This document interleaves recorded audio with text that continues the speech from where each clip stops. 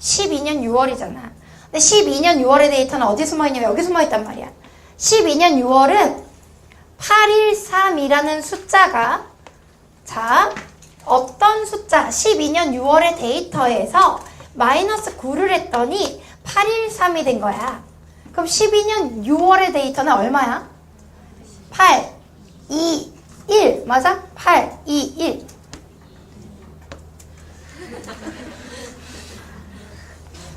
12년 7월에 시작해서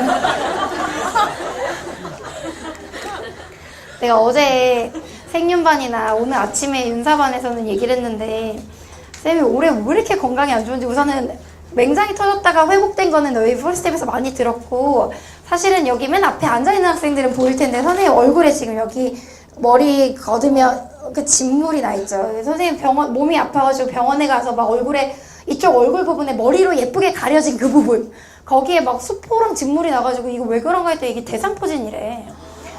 대상포진이 얼굴까지 올라오면 진짜 위험한 거라 그러더라고. 보통은 이제 엉덩이나 허벅지나 이쪽에서 있어야 되는데 여기까지 올라오면 신경까지 올라온 거라 그 고통이 상당할 거래. 그래서 안 아픈데요? 그랬더니 안 아플 리가 없대. 그래서 제가 맹장이 터지고도 괜찮았어요. 무조건 쉬어야 된대. 그래서 인터넷에 대상포진 검색해봐. 산고의 고통보다 더 고통이 심한 걸로 검색이 될 거야. 그래서 사실 어제도 얼굴에 자꾸 이게 올라와가지고 이게 처음엔 여드름인 줄 알았어. 근데 여드름이면 후시딘이나 마데카솔 바르면 나아야 되잖아. 근데 점점 이게 노란 진물처럼 이거 너무 묘사하지 않을게? 그래가지고 어제 수업하는데 자꾸 몸에 열 나는 것 같고 해가지고 내가 저기 애들한테 SOS를 구했어. 왜냐면 수업하다가 내가 갑자기 병원에 갈 수는 없으니까 또 지금 참을만 하고 그래서 어머니나 아버지께서 의사거나 약사신 분께 좀 여쭤봐라. 나 이 대상포진 얼굴에 이거 올라왔는데 괜찮아. 왜냐면 병원에서 이거 대상포진이라고 얘기를 했는데 쉬면 괜찮을 거라 그랬는데 그래서 어쨌든 그랬더니 이게 얼굴까지 올라오면 신경 근처까지 올라온 거라서 되게 이제 이게 뭐라 그러지? 통증으로 발현되면 되게 힘들어진다는 거야. 그래서 빨리 쉬라는 거야. 빨리. 그럼 다음 주 가나? 농담이야. 근데 어쨌든 아니 그래가지고 어제 수업할 때까지 멀쩡했어요. 근데 아프지는 않았어. 얼굴이 막 이렇게 막 지금 너무 간지럽긴 한데 아프지는 않았는데 어제 저녁에 이제 수업이 끝나고 10시에 수업 끝나고 선생님 질문이 기니까 11시 반까지 질문을 받고 집에 들어가서 12시에 이제 발 씻고 이제 샤워도 하고 세수도 하고 강아지랑 같이 놀면서 강아지랑 산책도 하고 그러면서 집에서 산책했어. 산책하면서 집에서 걔랑 산책하는 거 아니었어. 어쨌든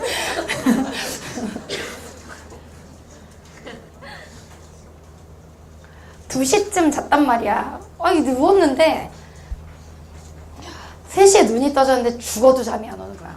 와, 내가 오늘 아침 9시부터 저녁 10시까지 수업인데 근데 윤사 촬영이고 사문 촬영이잖아. 죽어도 잠이 안 오는 거야. 그래가지고 내가 책을 읽으면 졸리겠지? 이래가지고 이제 책을 하나 꺼내서 가장 졸려 보이는 책 읽었다? 내가 가진 탤런트 중에 그런 탤런트가 있어. 빨리 읽는 능력, 속독 능력. 책 한 권 1시간이면 읽거든. 그래서 책을 읽었어. 두 번째 책을 폈어.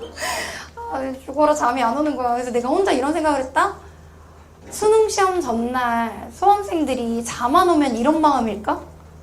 수능시험 전날 우리 숙면을 취하고 가야 되잖아. 그런데 수능시험 전날 잠이 안 오면 얼마나 불안할까 막 이런 생각 감정이입을 막 하기 시작했어. 그러다가 갑자기 내 고3 때 생각을 하기 시작했네. 고3 때 생각을 했어.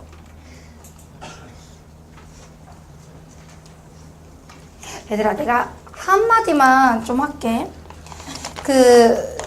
찬바람이 불기 시작하고 오늘 아마 저녁에 갈 때쯤 되게 쌀쌀할 거라고 나는 생각을 하는데 일종의 수능이 다가오는구나를 날씨로 체감할 수 있는 순간이 좀 온다?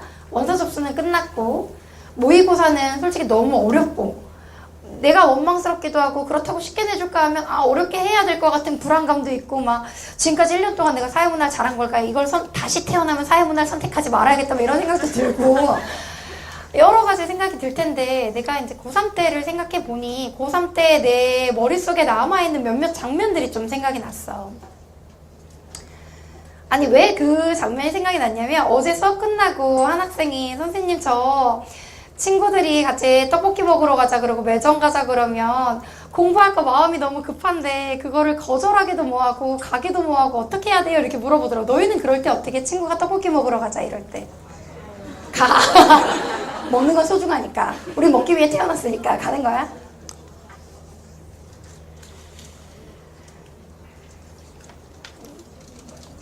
조금 무서운 얘기지만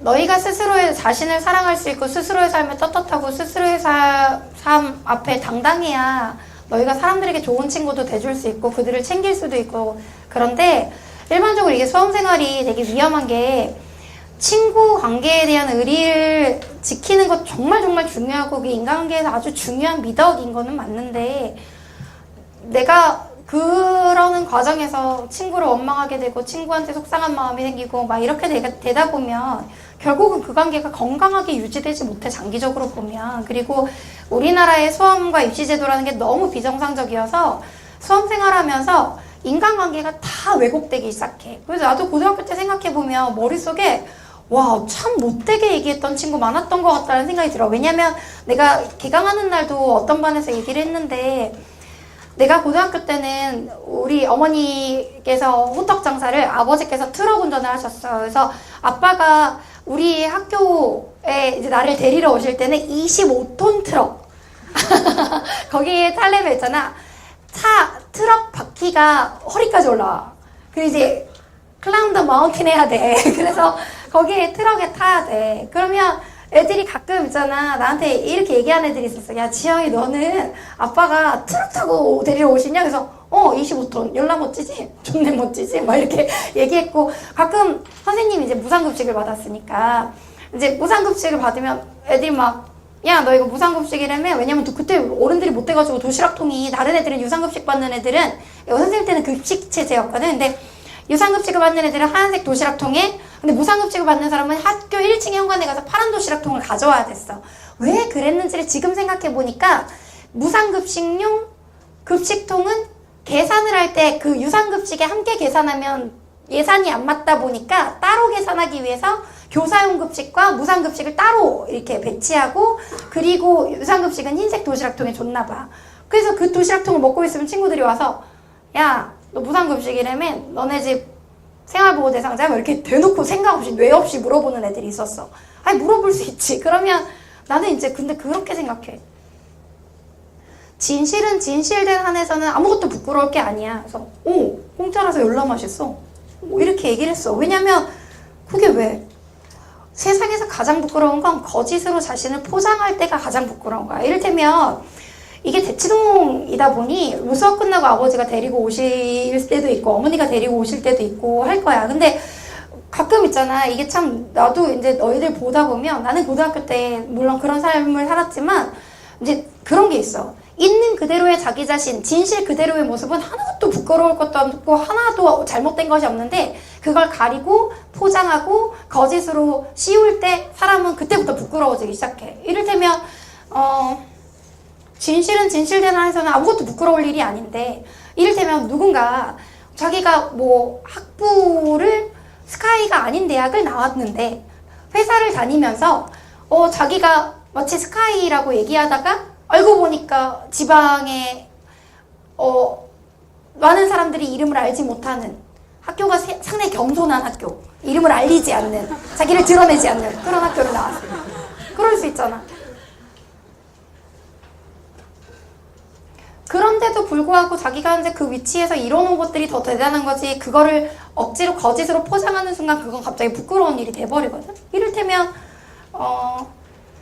수험생활 하다 보면 내가 고3 때 생각했던 여러 가지 생각들을 이제 막 새벽에는 뭔가 센치해지니까 여러 생각이 나가지고 해보니까 고등학교 때는 부모님 건강도 안 좋으시고 집안의 일도 되게 많았던 것 같고 되게 여러 가지 문제들이 많이 터졌어. 너희도 지금 딱 보면 60일 깨지고 나서 딱 수능에만 집중했으면 좋겠는 생각보다 이럴 때는 부모님 사이는 엄청나게 안 좋아지시고 갑자기 집안이 경제적으로도 좀 부담스러운 사람도 있을 거고 할머니 할아버지 건강이 안 좋을 때도 있을 거고 친구 관계 다 꼬여버리는 사람도 있을 거고 연인 관계 없지? 그런 거 없지? 근데 어디 그것도 극단으로 치닫는 사람도 있을 거고 갑자기 모든 것이 인생에서 다 시련처럼 다가오는 순간들이 와.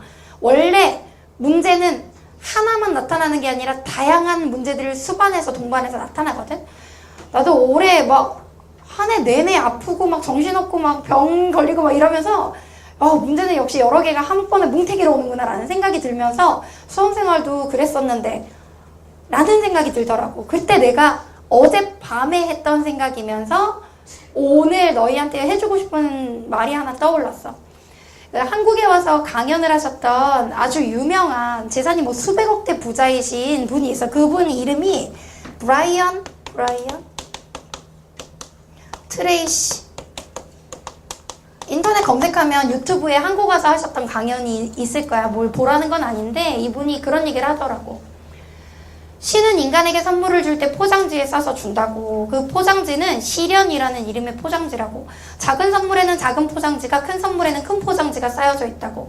혹시라도 지금 힘든 일을 겪고 있을 때 이게 내가 이 시련이라는 포장지를 뜯고 나면 더 좋은 것이 기다리고 있는, 지금 내가 이 선물을 받을 자격이 있는지를 시험하는 그 시련의 포장지일 수 있다고 생각하라고 하는 부분들이 나왔어. 근데 내가 고3 때 느꼈던 것도 그렇고 지금 너희가 느끼고 있을 감정도 그렇고 수능 직전에 각자 저마다의 이유로 자신의 건강 문제일 수도 있고 부모님의 건강 문제일 수도 있고 가정의 불화일 수도 있고 친구와의 문제일 수도 있고 아니면 정말 모두가 날카로운 경쟁체제 속에서 지금 너희가 무언가 하나 마음속에 머물 정도는 가지고 있을 거라고 생각하는데 그럴 때 생각해. 내가 지금 수능 전에 이런 일이 빵빵 터지는 건 어찌 보면 약간 내가 이 수능에서 정말 좋은 결과를 받을 수 있는 자격이 있는지를 시험하기 위한 시련의 포장지일 수도 있겠다. 차라리 이런 일이 없었던 것보다 오히려 더 내가 이런 일을 겪음으로써 단단해지고 내가 원하는 걸 선명하게 알 수 있는 계기가 될 수도 있겠다라고 생각하는 건 되게 중요한 것 같아. 그래서 내가 어제 막 그 생각을 하면서 올해 선생님 건강이 너무 안 좋고 막 대상포진까지 오고 막 이래가지고 와 막 맹장 터지지 대상포진 오지 막 다이어트는 해서 좋아 날씬해져서. 근데 이런 걸 겪으면서 내가 느꼈는데 얼마나 잘 되려고 뭐 이런 일이 빵빵 터지나 보다 라고 생각을 해. 내년에는 삶이 더 아름다우려나?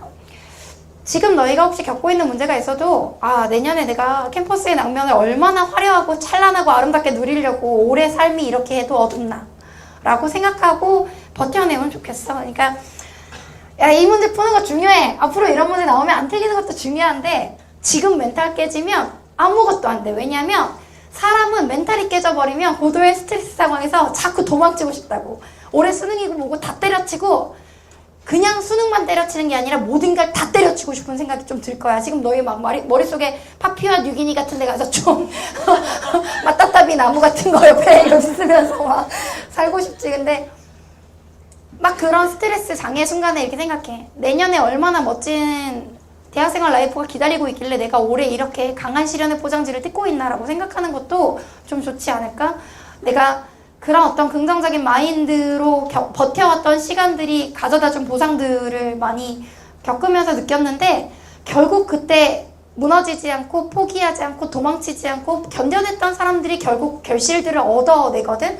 조금 찬바람 불면서 너희도 멘탈 좀 나갈 거고 이거 모의고사 점수 가지고 지금 웃고 있지만 마음속에 웃고 있지 않아.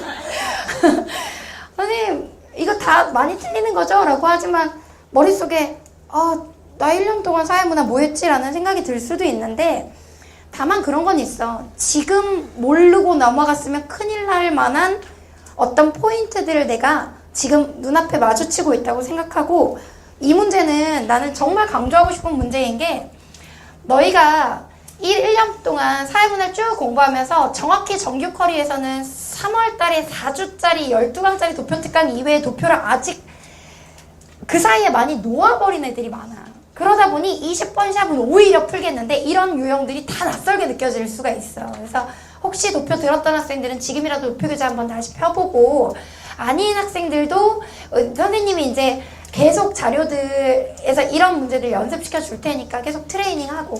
자, 우선은 이거